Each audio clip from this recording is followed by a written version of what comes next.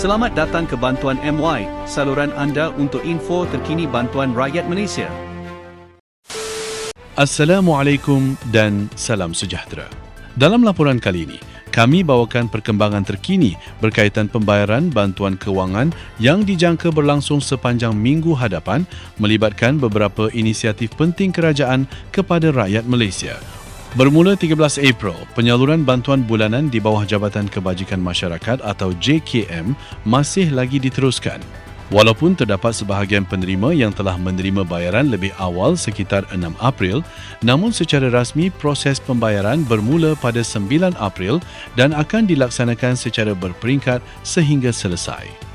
Ini bermakna, pada minggu hadapan khususnya sekitar 13 dan 14 April, masih ramai penerima yang akan menerima bantuan masing-masing. Tempoh keseluruhan agihan bantuan JKM bagi bulan April dijangka mengambil masa sehingga 2 minggu, melibatkan penerima di seluruh semenanjung Malaysia termasuk Sabah dan Sarawak. Oleh itu, kepada yang masih belum menerima bayaran, diminta untuk terus bersabar kerana proses ini masih berjalan. Seterusnya, perhatian turut diberikan kepada pembayaran bantuan sara hidup atau BSH yang dijadualkan pada 15 April. Bantuan ini melibatkan beberapa kategori penerima termasuk golongan nelayan dan veteran Angkatan Tentera Malaysia yang tidak berpencen. Bagi nelayan laut, kadar bantuan adalah sebanyak RM300, manakala nelayan darat menerima RM250. Sementara itu, veteran ATM tidak berpencen akan menerima bantuan sebanyak RM500.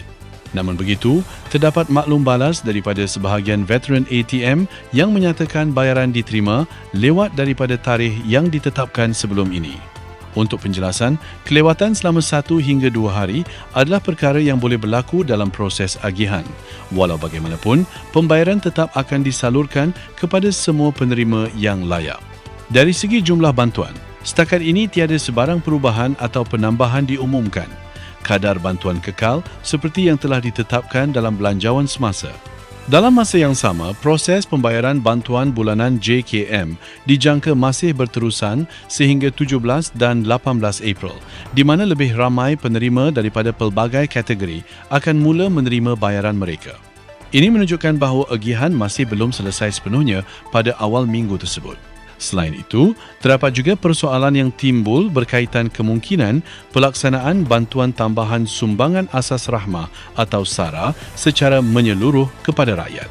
Untuk makluman, setakat ini tiada sebarang pengumuman rasmi dibuat oleh pihak kerajaan mengenai pelaksanaan SARA untuk semua.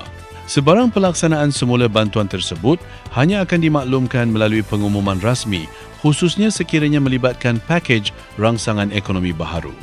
Oleh itu, orang ramai dinasihatkan agar tidak terpengaruh dengan sebarang maklumat yang tidak sahih. Sebagai tambahan, penerima bantuan disarankan untuk menyemak status bayaran masing-masing melalui saluran rasmi seperti portal JKM atau bank yang berkaitan bagi mendapatkan maklumat terkini dan tepat. Kesimpulannya, minggu hadapan akan menyaksikan kesinambungan pembayaran bantuan JKM serta pelaksanaan BSH kepada golongan yang layak, manakala tiada perkembangan baharu bagi bantuan SARA setakat ini. Terima kasih kerana menonton dan jumpa lagi dalam video seterusnya.